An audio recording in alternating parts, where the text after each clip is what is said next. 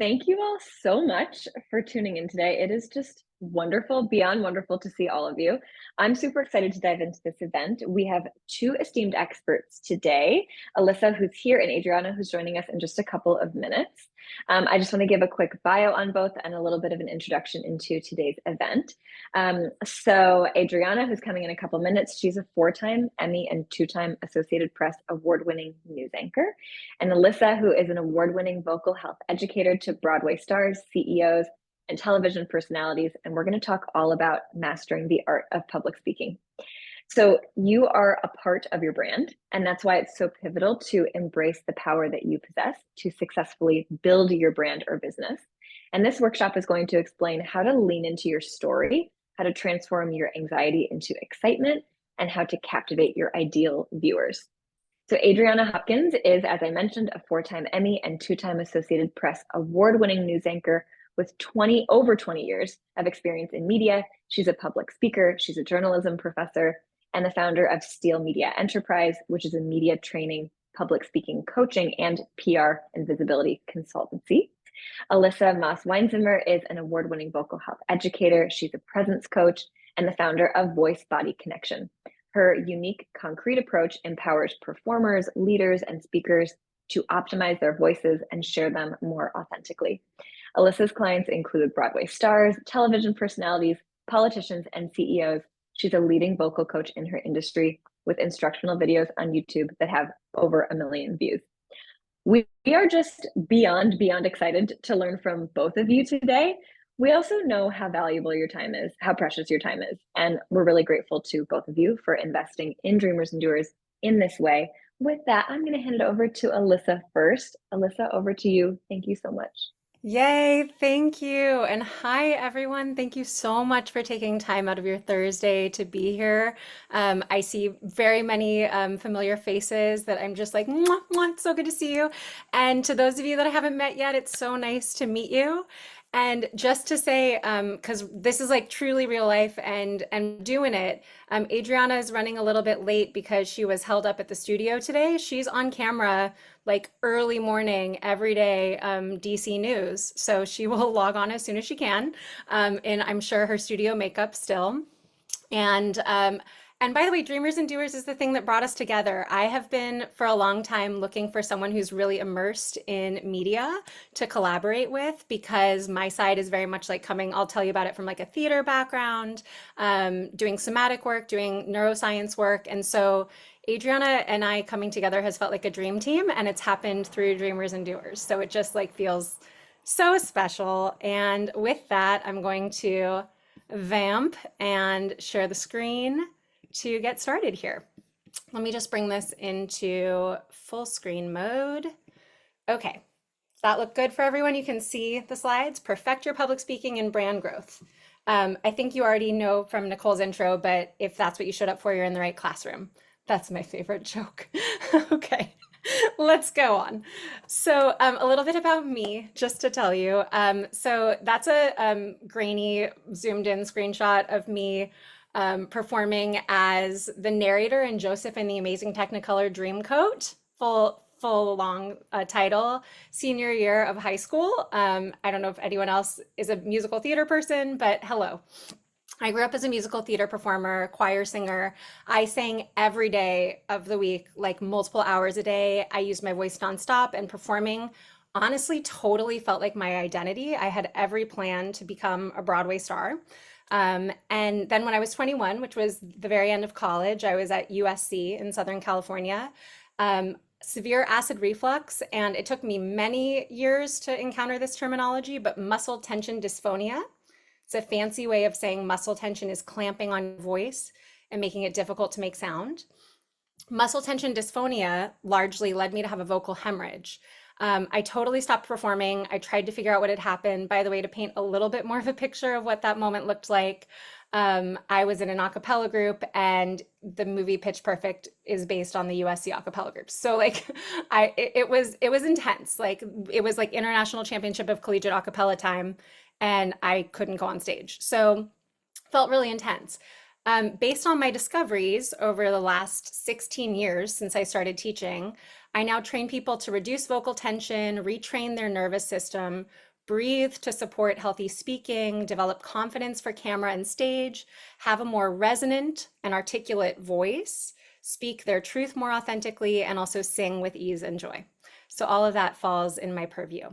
So what we're going to talk about first in the list of things that we're talking about today is about your nerves and nervous system. And by the way, I can't remember, Nicole, if you said, if you guys have a question at any point in the middle, drop it in the chat. We're going to batch questions and do a Q&A at the end. But if anything's super pertinent, Nicole, keep an eye on it and interrupt us so that we can answer your question. Okay, so I want to go into nervous system, and I want to introduce you to a way of thinking about your human nervous system. So first of all, something to think about in terms of nerves, a way to reframe nerves. Nerves are not your enemy. They're not your enemy. When you start experiencing that fast heartbeat, that sweaty palms, that warm face feeling, you might have other cascades of things that you feel during that time. It is a sign of your nervous system going into fight or flight. It is going into a state of activation. I like to say that, in terms of, because we're beings who, for most of the time that we've evolved, have dealt with real physical threats, it may be that your body is responding in the same way that your body would respond if there were a predator in front of you, right? And that just has to do with, like, very simply, physiologically, when eyes are on you, or at least historically, if we think about, an animal and a predator's eyes being on that animal, it means that animal is in danger. So it's very natural that your nervous system would respond with that cascade of fight or flight of I might be in danger when you know that all eyes are or are about to be on you. And it's definitely true that we can call this cascade of energy fear, but it's actually the same neurological sequence. It's the same cascade of hormones, and we could call it excitement.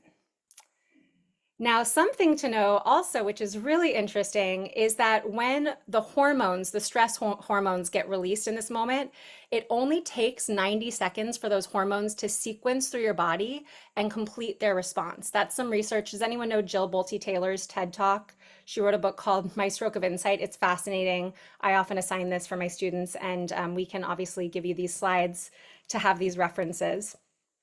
So the thing that's really interesting is if you learn to ride the wave, and if you learn to give your nervous system about 90 seconds, and sometimes it can take longer if you're continuously feeding the experience with new stress hormones and recapitulating the idea that you're in danger, at least physiologically, safety-wise.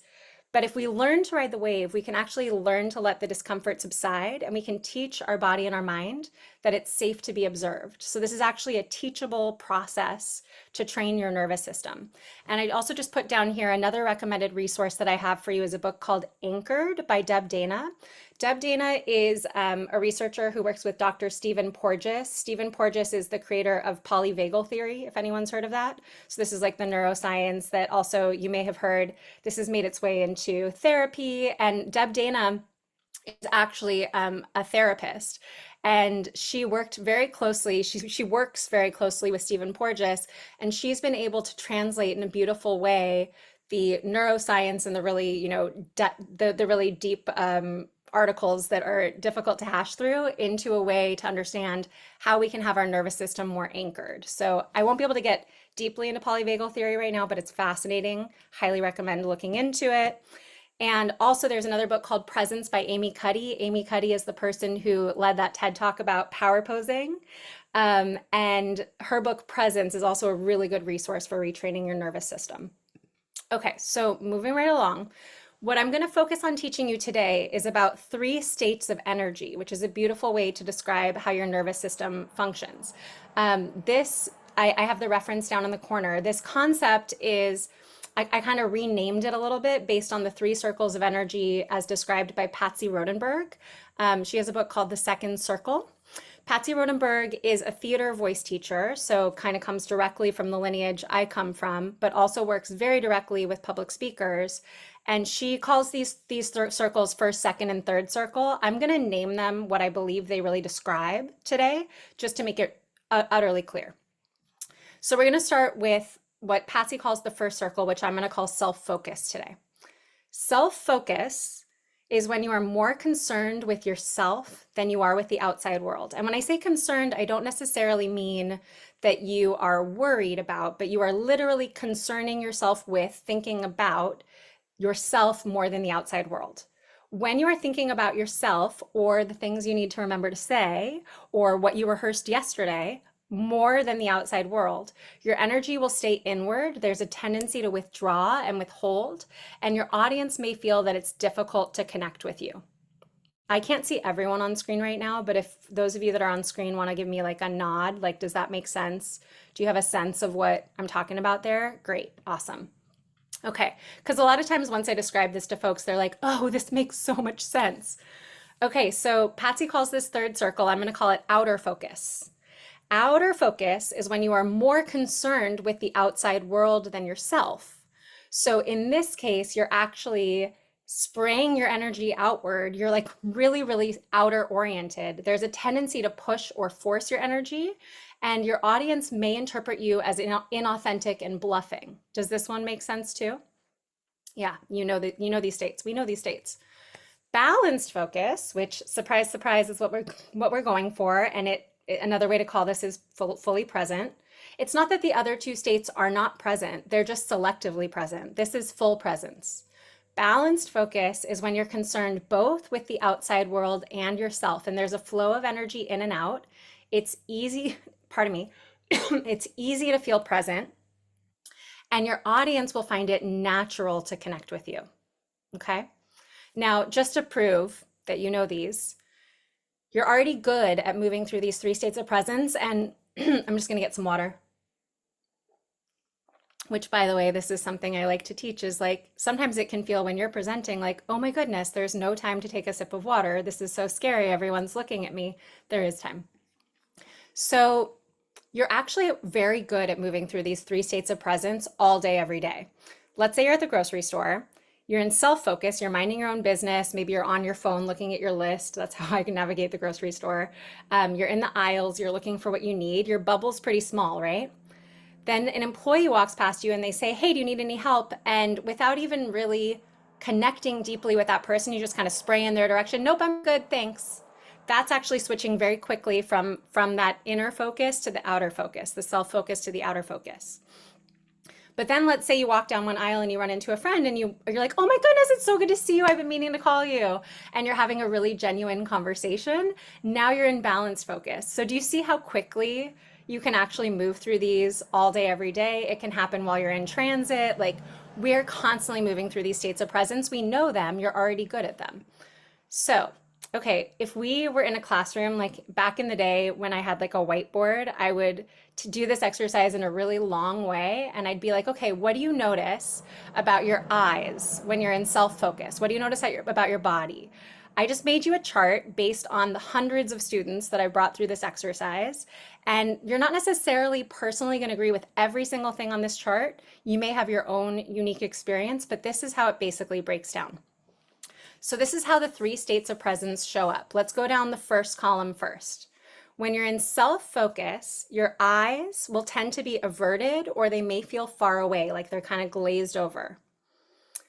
Generally, when people are in self-focus, their body might get a little bit de-energized, like a little bit slouching, a little bit slumped. Their breathing might be shallow and small. Their voice might be quiet or unsure. And their listening is not great, because if you think about your ears as an organ that can receive, they can like listen and take in. If you're not really taking things in from the outside, then you're not really listening very well, right? Okay, let's go down the middle column, outer focus. And this one you may be familiar with. I think we're all familiar with seeing people on camera like this. If a body that is currently tuned to outer focus is on camera, especially because it really zooms in on things, you may see their eyes feeling like very piercing or staring, like they're looking through the camera or past you, like they're not quite in focus in that way. Does that make sense? Do you know what I mean? Yeah. Body might get rigid or awkward. I often, when I'm coaching people in public speaking, they'll say, I don't feel like I can gesture. It feels so strange to move my body. That's a good indication that your body is in outer focus. Breathing can get heavier pushed. Let's say you have a mic up against you. You may hear someone while they're presenting, right? And then this is actually a technical term. Your voice can get pressed. This literally has to do, I have all my anatomical models over there. It literally has to do with your vocal folds getting pressed together and then blasting more air through them than is totally necessary. And it creates this quality, which unfortunately for us women, especially, other people might interpret as she's yelling when you're not yelling. But it's this quality of I'm pushing my voice, I'm pressing my voice, right? Does that make sense? And your listening is again poor because you may be like trying to listen, but you're not really taking it in, right? Now, balanced focus is, of course, where we want to land. And in balanced focus, our eyes are connected and natural. Our body is open and free. It's easy to gesture in ways that feel natural to us. This one's really important. A lot of people think the best breathing is calm breathing. Not necessarily.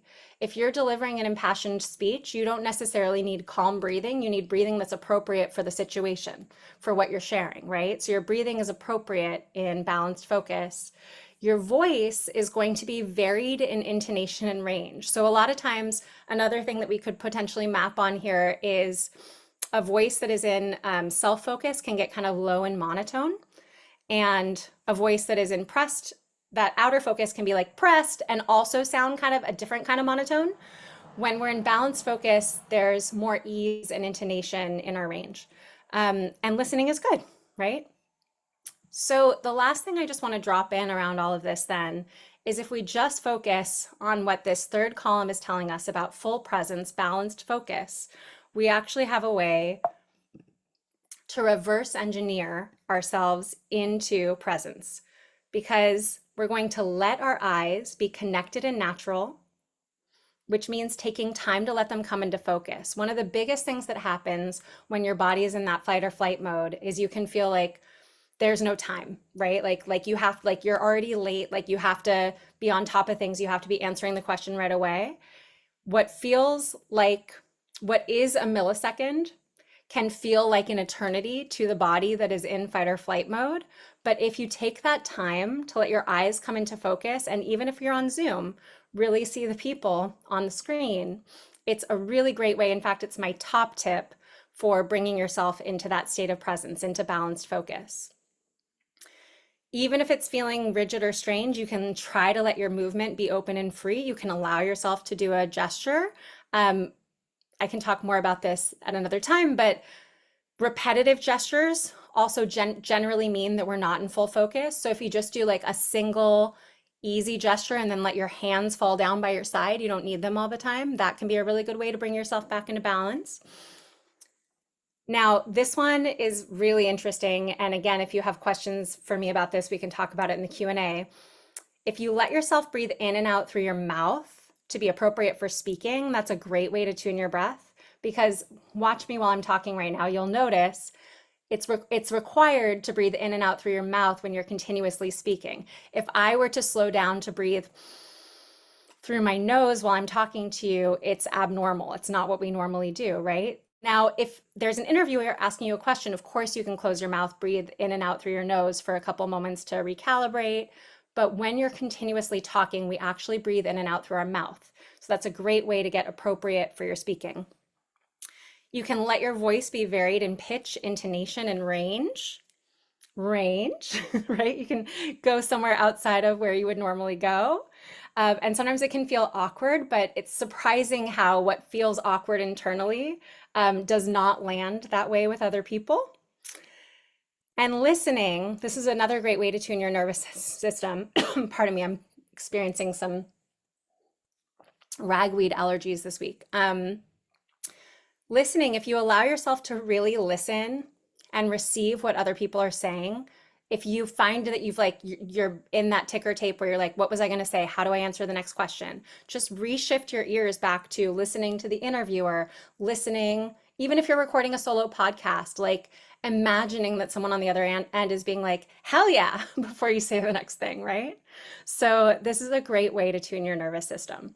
So with that, I'm going to pass over to Adrianna, who has arrived, and we can continue with the curriculum. Hi, Adrianna. Welcome. We're so happy to have you. Thank you. I'm so happy to be here. So Alyssa, so good. I feel like I've heard this and I still learn things. And I'm sitting here thinking, am I breathing in and out through my mouth or my nose? What am I doing? Am I in the balance focus? So I love this. Let me go ahead and hit share my screen. Here's what I am really good at. We can dive right in. I am a news anchor in Washington, D.C. So I am up at 2:30 in the morning at the station by about 3:15, working through scripts on air from 4:30 until about 8 o'clock in the morning. So talking to people, thousands of people that I cannot see, that is my jam. I've been doing this for 20 some odd years, and it's afforded me the opportunity to do some keynote speaking, panel moderating, being a panelist on different topics, and being a media trainer. I think a lot of times women, especially, hide our voice. We make our voices small. When we do have a platform, we have stories to share. It's a matter of being confident to share those and not letting fear cripple us. So, a little bit about me. I want to start by saying, marketing and sharing who we are has changed in recent years, especially with social media. Gen Z is really good at it. They're very comfortable on video. They're doing all the dances, all the talking to the camera. And for a lot of us, I'm 40, so my generation, it still feels a little awkward, a little impersonal, but this is where things are going. Media appearance is anything from being on TV, being on the news for an interview, being on the radio, being on a podcast, even being in print. That still counts, even though we're not seeing print as much. It's the YouTube pages that we're seeing out here. It's the social media broadcast, the Instagram lives, the TikToks, all of that.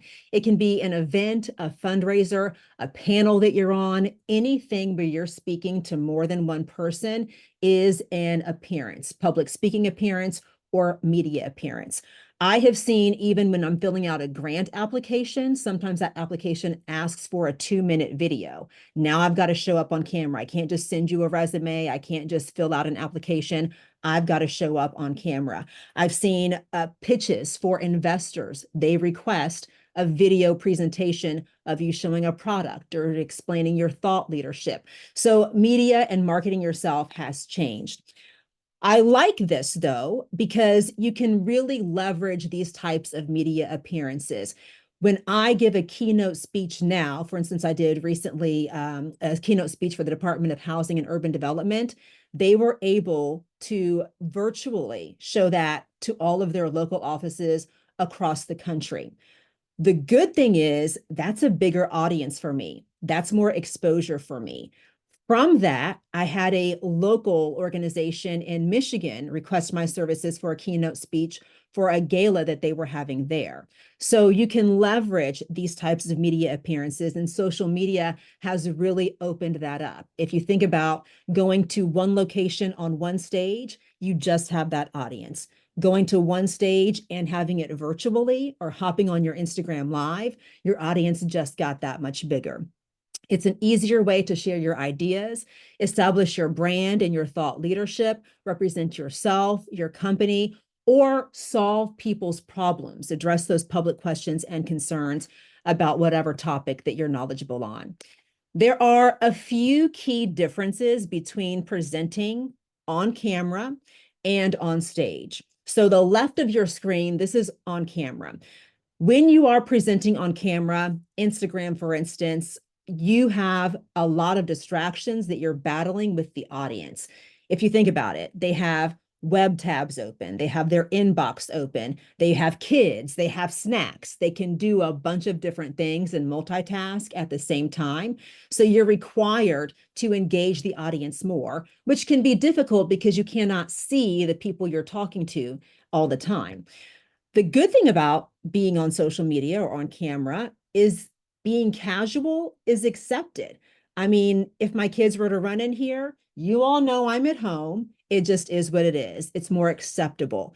If I were on stage giving a keynote speech and my kids ran on stage, you would be like, you don't have a babysitter?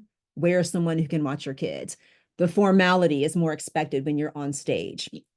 On camera, social media, there's a different level of energy.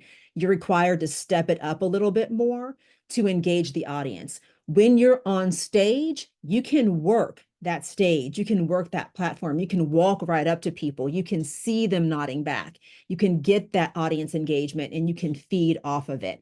But all that being said, there's still pros and cons of both, and there's a way that you can leverage all of it. Regardless of whether you're on stage or on camera, a social media live, a LinkedIn live, whatever it may be, you need talking points. A lot of people I work with, this is where they get hung up because they're such an expert in their field. They want to brain dump everything on the audience. You only need, my favorite number is 3, 2 to 3, 3 to 4 talking points, but the magic number is 3. If you think about it, in marketing classes, sales pitches have 3 things you need to know about the product, and they repeat their website, the phone number, how to get in contact with them 3 times. 3 is the magic number. So if you can pare down that brain dump to just 3 things, that'll really help you. It'll help you be clear and concise with what you want to relay to the audience. These talking points don't have to be more than a minute, a sentence long. They have to bring value to your audience, and they also have to support your goals and objectives. So when you're thinking about what are my talking points, you want to think of things that are topical and things that are timely. You want to see, how can I offer a fresh perspective? My best example in this situation is finances, the discussion and topic of finances. There are so many different financial experts out there, from Dave Ramsey to your rich BFF, and they each have a different offer of perspective that you might relate to. Once you can hone in on what is my fresh perspective that I haven't heard anymore, that becomes your talking point. And then lastly, when you're considering your talking points, what is the value to the audience? Why did they tune in? What are they going to take away from me? What are they going to learn? What's going to sit with them and change their life? When you're crafting a presentation, a keynote speech, you're building out a podcast, you're building out your social media live, there's a certain way to put things together. And this could be for a 5-minute speech or presentation, or 50 minutes to an hour, whatever it may be. But when you're putting it together, you want to think about the open. The open is crucial. People often stumble over the open. They don't know how to get into something. You don't want to talk about the weather. You don't want to be corny and tell some joke that falls flat. So the 2 favorite ways of mine to start a presentation is, first, visualization. You want to know what your audience's interests and challenges are, and you want to provide the end product. You want to project what they want to be, who they see themselves as. You want to visualize that for them and tell them how we're going to get you there. My second favorite method to open up a presentation is a vulnerable share.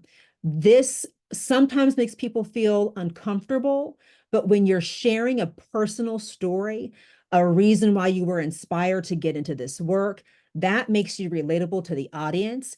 And what I find when people do this is, the minute you expose yourself and show that authenticity, that personality, that vulnerability, people are with you. They'll nod. You'll hear somebody say, "Oh, yeah." They're on board with you immediately. So while the exposure might feel uncomfortable for you, that uncomfortable feeling is what the audience resonates with. Moving now to the body. This is where you really want to lay out your 3 talking points. You don't want to say talking point number 1, talking point number 2, talking point number 3, but you want to wrap the moral of your talking point, what you want the audience to take away, in a story. It's like Aesop's fables. We all know the story of the tortoise and the hare and the moral of that story. We know it because stories stick with us. That's the emotional connection. You remember that, and therefore you remember the moral of that story. This is also extremely helpful because you know your story, you know your talking point, so you don't have to memorize word for word what you're going to say. You can memorize the flow. You know that vulnerable share, that's your share. You're going to share that to open up. You know the visualization, you know what people want to be. That's what you know. You can rest in that. Your stories, your personal stories, those talking points, you know that. You can remember the flow without memorizing every single word. Your close is a call to action. This is not anything that's a heavy lift for the audience by any means, especially if you're doing this on social media. This is a, hey, drop your email in the messages so we can stay in touch. Hey, take this to your friend, take this to your neighbor, share your experience here, enlighten them. It's something that's an easy lift, quick, and something the audience will be inspired to do. So we're keeping our speech simple, the flow is simple, and that's what we're remembering. People often get caught up on things like, I want to be perfect. You know, what if my house is messy? What if I stumble? What if my kids run in here? People are very forgiving on social media. It's another one of my favorite things about where we've come with Instagram and TikTok and Facebook Live, etc. People want to know that you're like them. You have wild kids? Yeah, I have wild kids too. Totally get it. You lost your train of thought? Tell me you lost your train of thought. I get it. I'm still riding here with you. Your mouth got dry. You need some water. I'm going to take a sip of water. Okay, take your sip. I'm still here with you. If you're building a brand, you're building a business, people like to get in on the ground level and ride with you. They want to be able to say, when you blow up on social media, when you're a multimillionaire business owner, I remember when so-and-so was in her little closet that she called a podcast room and we grew together. People don't want to feel like you out perfect them. So you want to be real. You want to be that relatable person. They don't want to feel like, oh, you're so put together all the time. That does two things. One, the minute you're not put together, now they're disappointed. And then you're embarrassed. It's also not relatable. I feel like you're up here on this pedestal and I'll never be able to achieve what you achieve because I'm not perfect like you.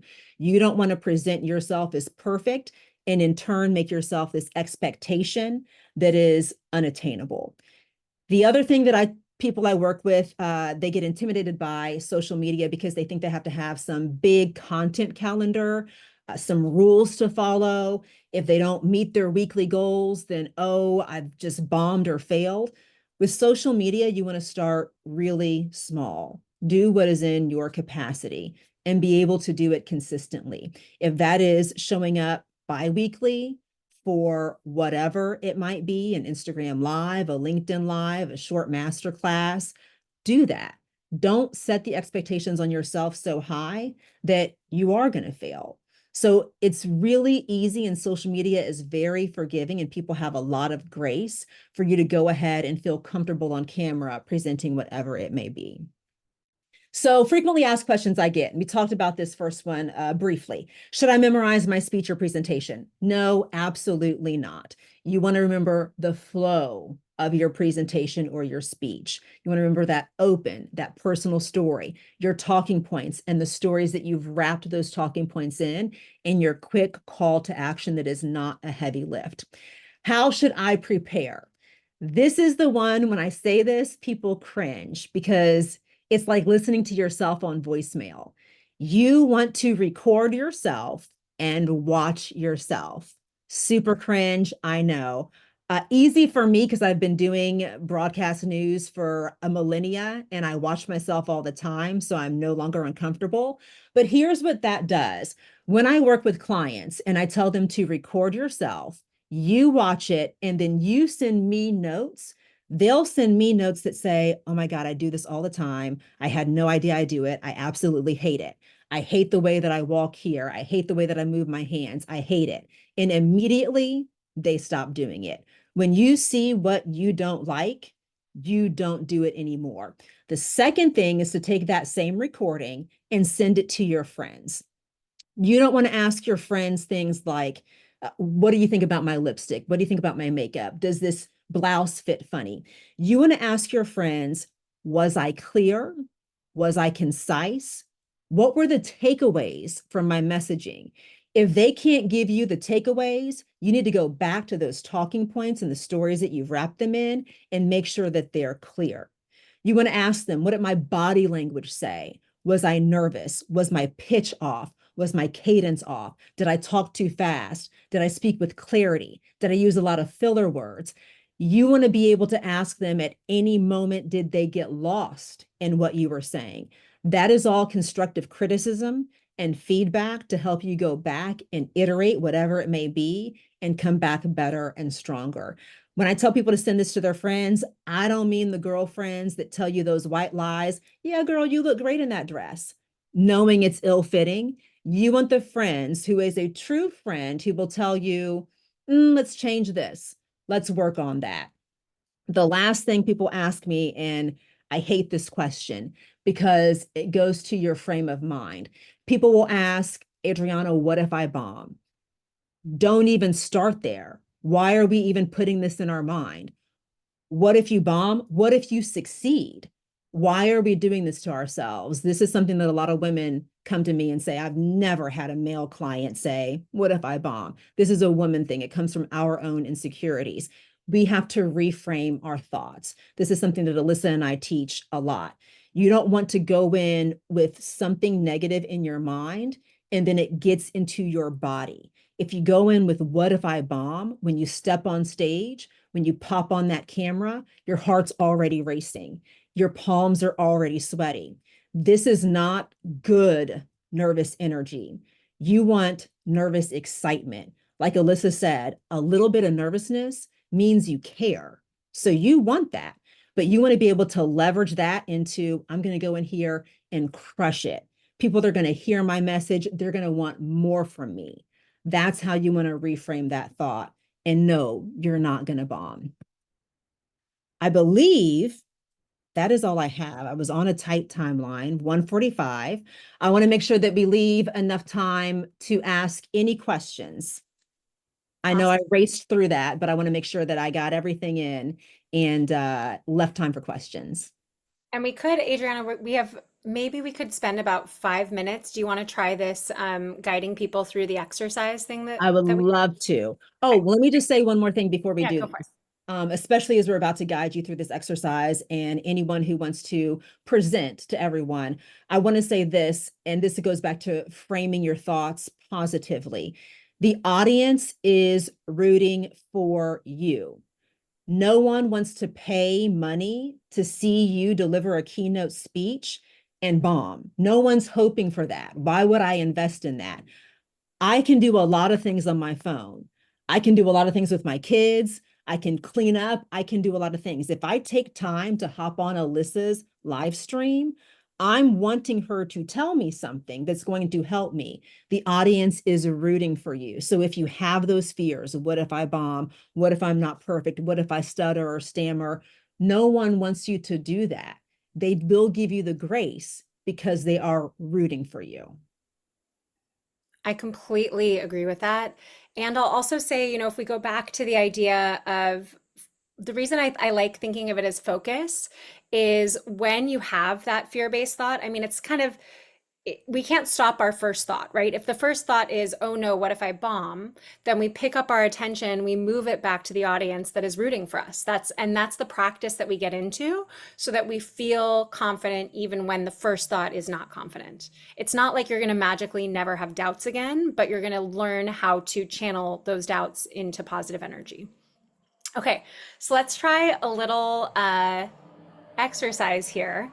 This is the most basic thing. So Adriana's structure that she introduced us to is basically what would start after this, right? Because almost all the time we wind up on a call, or if it's a new audience, if we're not just going live on our Instagram and saying, hey, everybody, here's what I'm thinking, visualize this, we would start with, hi, my name is, my work is, you can obviously adapt this for yourself. So you might say, my version would be, hi, my name is Elissa Maas Weinzimmer.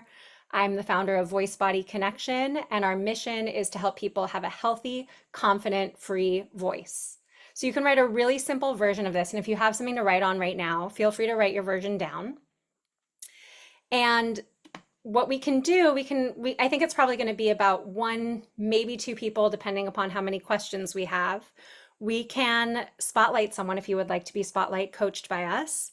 And if you're coming in with a specific question around your delivery, around like, I know that I fidget when I get on camera, or I know that my cheeks get hot and then I can't stop thinking about anything else. We can work on that delivery challenge with this very, very simple text that you probably have to say somewhat often. So does everyone have that? I'm going to click out of this screen share. It's hi, my name is, my work is, and our mission is to. So is there anyone who would like to spotlight coach? Practice that. I see you, Sandra. Go ahead, you can unmute. Thank you very much. You guys are fantastic already. Hi, my name is Sandra Marcel, and my work is authoring brands. I do this at Design Minded, which is my brand studio. And my mission is to help bold brands and smart startups achieve their creative potential. Amazing. Awesome. I assume a lot of us are coming understanding already what we say in this circumstance. That was awesome, Sandra. It's so good to hear about you. So I think the first thing I want to ask you is, do you have any questions or things that you're grappling with in your public speaking? I don't do any public speaking. Actually, that's not true. I speak all the time, like with clients. So I guess like this, I do a lot. But I think that in the times where I have done like things on stage, I've definitely let the nerves sort of get me before I get, like, I think that I have it really, really good. And then right before I step on, I'm like mush, you know? Yep, mushy. That's a great way to describe it. Okay, well, I thought that was brilliant, and you did just do public speaking, so congratulations. And so one thing that I noticed was there were a couple ums in there in your transitions between the various things. So this goes into the breathing thing, and a point that Adriana and I definitely wanted to make around it is okay to pause.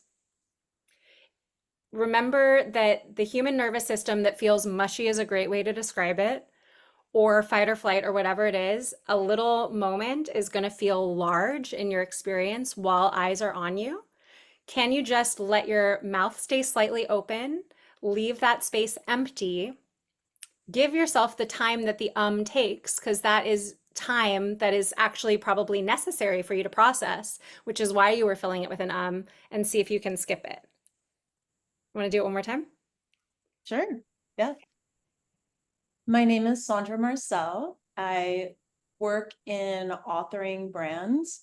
I do this at Design Minded, which is my brand studio, and I help bold brands and smart startups achieve their creative potential.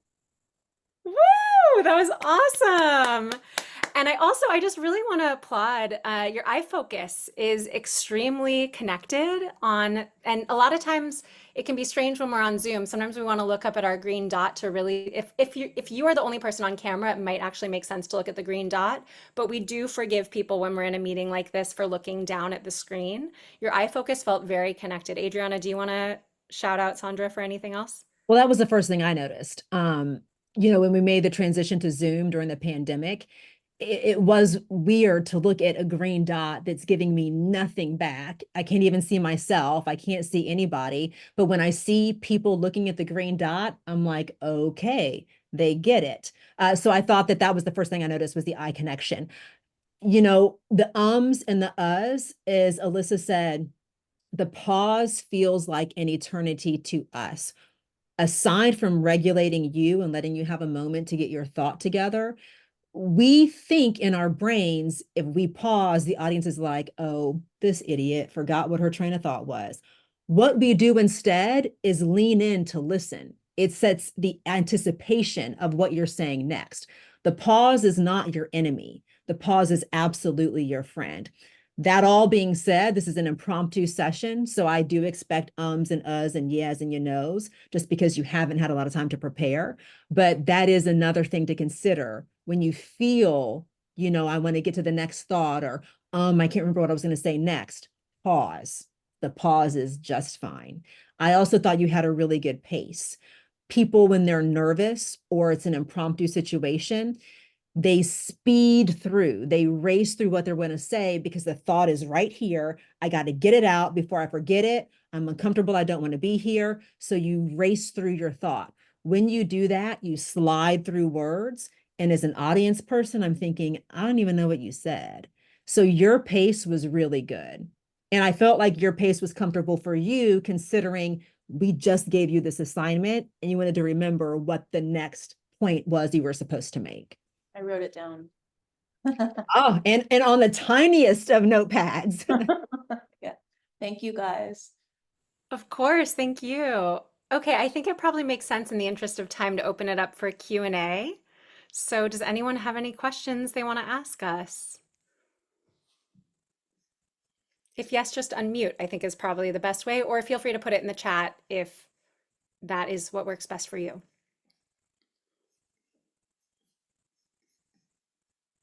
If we don't have any questions, we can do another spotlight coaching.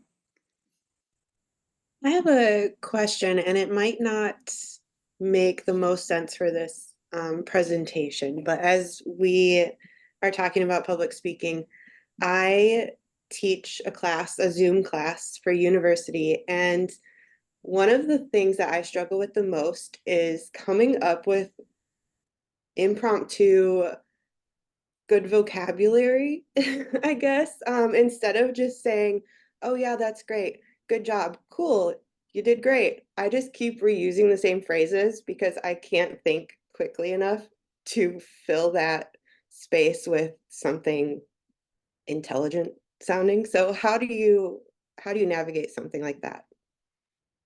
So let me ask you, when you say something intelligent sounding, do you mean you want to give somebody constructive criticism, or you want to say something different than, oh, great job? More just something different than, oh, great job. Whatever is the first thing that comes to my mind is typically just saying, oh, cool. Yeah, that was great. And then on to the next person and I say, oh, cool. Yeah, that was great. So I would say lean into specificity. If you're teaching a class and someone gives a good public speech, find the one or two things that you can give that feedback on. I liked your eye connection. I liked how you looked into the Zoom. I liked how you took the pauses. Nice work.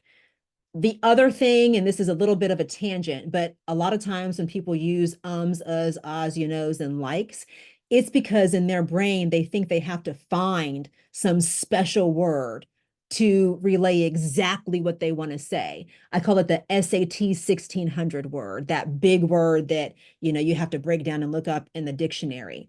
As an audience, we don't need that. I just need whatever word that I can understand at the moment. Don't try to talk over anyone, just relate to people and where they are. In journalism, we say, keep it simple, stupid, and assume, and this sounds bad, but it's not meant to be bad, assume everyone has a fourth grade education and keep it there.